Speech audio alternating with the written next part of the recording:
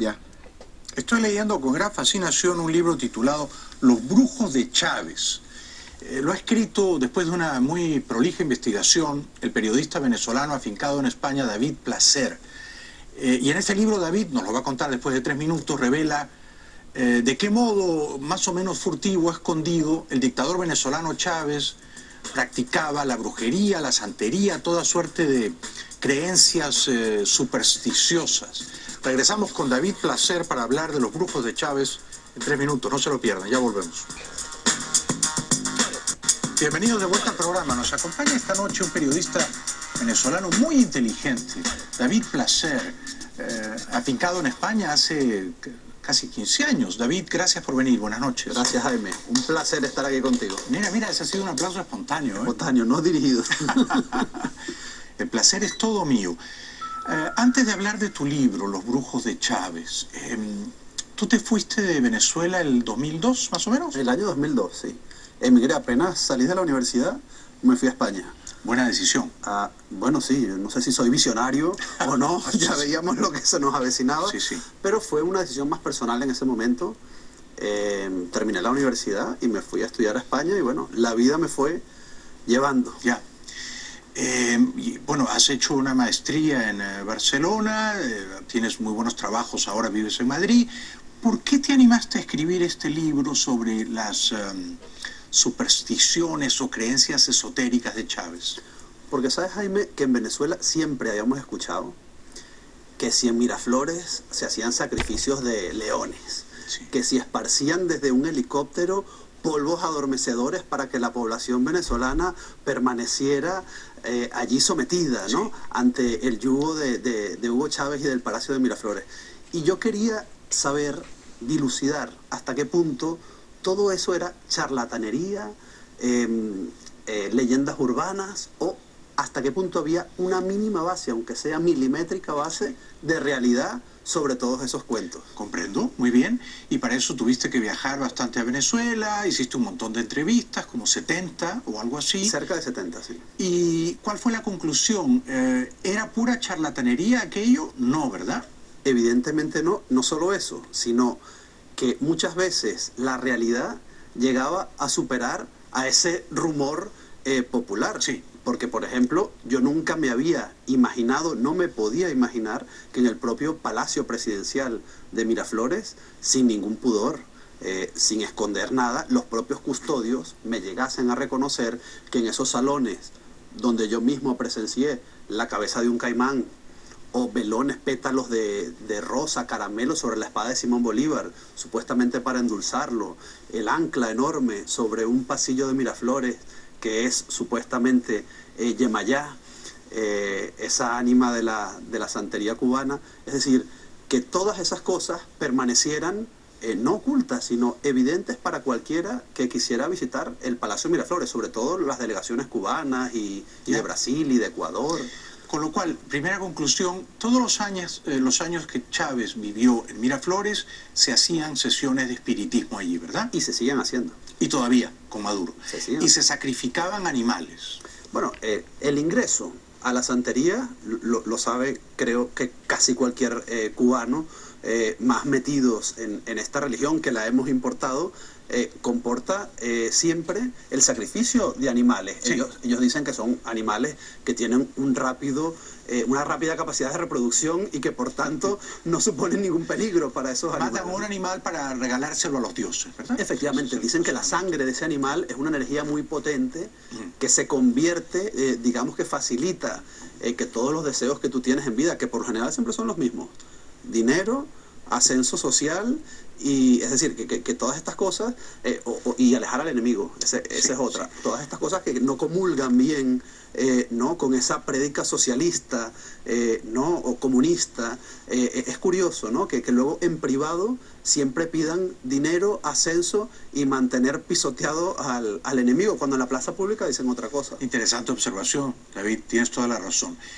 Si he leído bien tu libro, Chávez ya en los 80, siendo teniente, mucho antes de dar el golpe fallido contra Carlos Andrés el año 92, ya había tenido unos primeros contactos con el mundo de la brujería, ¿verdad? Cuéntanos, por favor. Sí, y de hecho el libro contiene una carta inédita que es del año 85, en el que Hugo Chávez se dirige, le escribe, gracias a Dios no había email en ese momento y podemos tener la prueba documental, le dirige una carta a su bruja. A Cristina. A Cristina, la bruja que le pronosticó la muerte. Tal cual, porque el libro comienza cuando Cristina le dice, Cristina, su apellido es... Marsman. Cristina, él le decía la negra, la negrita. La negra, sí. Cuando la negra Cristina le dice, tú te vas a enfermar y vas a morir antes de los 60 años. Efectivamente. Y eso se lo dijo Cristina, ¿cuánto tiempo antes de que Chávez muriera? Pues en el año 87. Es decir, Wow. Cuando él ni soñaba o soñaba en su más íntimo convencimiento y en sus sueños más íntimos ser presidente de la República. Pero perdona que te interrumpa. Cristina primero ve que él va a ser presidente, ¿verdad? Le dice, tú estás marcado, le quita una bota. Cuéntanos cómo fue eso. Sí, Cristina le dijo a él, y esto hay testigos de eso, y además que Chávez se encargó de regarlo por todos sus amigos, con todos sus conocidos, de todas las predicciones que él iba haciendo la negra Cristina. Le dijo que iba a ser presidente de la República en primera instancia y luego le dijo otra cosa que no le gustó tanto, y es que se iba a morir antes de los 60 años. Y esto se lo dijo el año 86, 87. Correcto. Imagina, en plena etapa conspirativa, cuando él sí soñaba con tomar el poder de forma violenta, a través del golpe de Estado del 92. Y Cristina fue una de las conspiradoras que lo ayudó de modo espiritual, digamos, a alcanzar ese propósito. ¿De qué manera Cristina vio que él iba a ser presidente, un hombre con enorme poder? ¿Lo vio en un lunar? ¿Lo vio en las cartas? No, ella le dijo que iba a ser presidente por los lunares, por las marcas que él tenía en su propio cuerpo. Es decir, su propia melanina le marcaba ese destino. Ahora, la muerte sí se lo ve a través de las cartas del tarot. ¿Chávez intenta revertir esa profecía de Cristina? ¿Le consulta de nuevo a ella o consulta con otras brujas? Él en un principio le afecta, pero luego se lo va tomando a broma, porque cuando él tenía apenas unos 30 y poco años, eso de la muerte se ve muy lejos y todavía le quedaban al menos 30 años de vida. Correcto. Entonces lo veía incluso como broma y le decía, seguro me va a morir de un ACV, me va a dar un infarto, porque él comía mucho cochino. Sí. Entonces le preguntaba a ella si esa iba a ser la causa de su muerte. Sí. Y ella en aquel momento no se lo supo decir. Y no solo cochino, sino que mencionas acá cachapas y... Sí, él era, bueno, de salud no se cuidó mucho. Se cuidó nunca. Y luego fumaba mucho, dormía poco, tomaba mucho café. Entonces, bueno, evidentemente no era un hombre demasiado cuidado, pero desde los años 30, desde que tenía el 30 años, ya era un poco descuidado con estas cosas. Él tenía esas dos profecías de la negra Cristina: serás presidente, pero antes estarás preso, ¿verdad? Porque ella le profetiza eso, ¿no? Que pasará tiempo en prisión. Sí. Cuando Chávez, después del primer golpe fallido contra Carlos Andrés el año 92, pasa más de 2 años en prisión, luego Caldera le da la amnistía. Él ahí, has contado aquí que también hacía esto que se llama como Ouija o Ouija.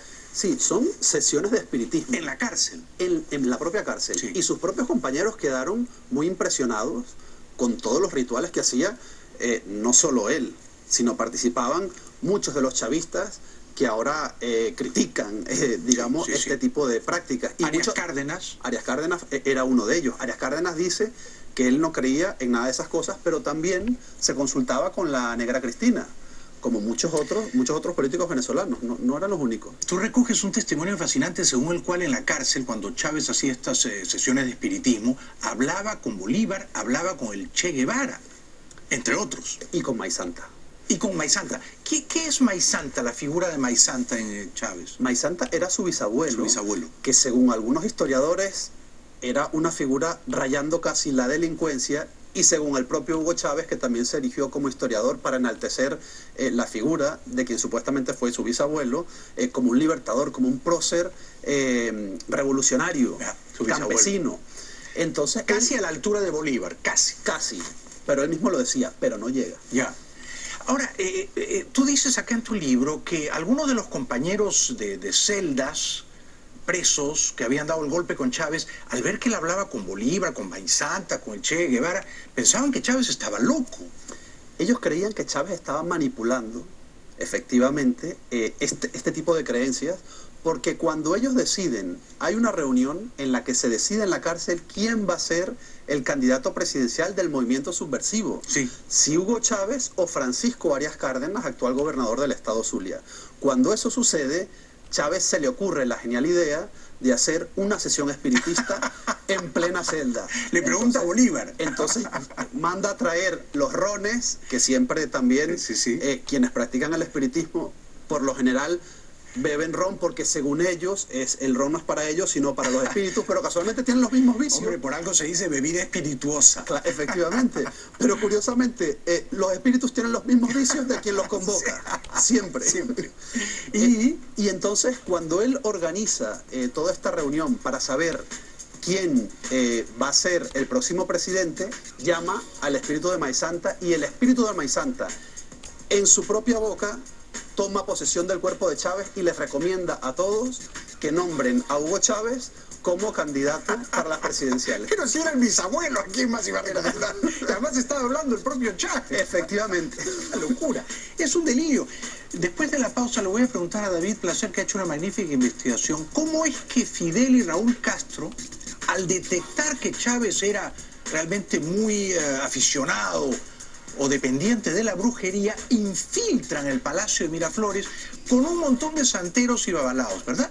Regresamos con David Placer. El libro se titula Los brujos de Chávez, está en Amazon, no se lo pierdan. Es de lectura fascinante, obligatoria. Ya volvemos. Estoy conversando esta noche con el periodista venezolano afincado en Madrid, David Placer. Estamos comentando su libro Los brujos de Chávez. Ha tenido un gran éxito. Está en Amazon, lo recomiendo con entusiasmo. Bueno, quedó pendiente esa pregunta.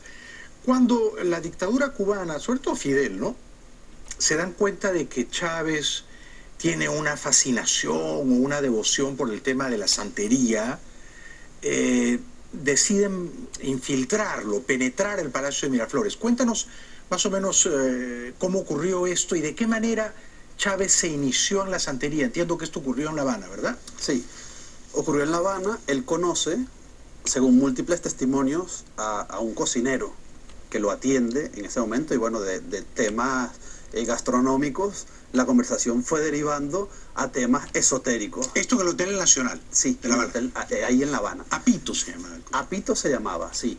Y él supuestamente se ofrece a Hugo Chávez a ingresar o a ingresarlo en la santería cubana. Chávez no era presidente todavía, ¿verdad?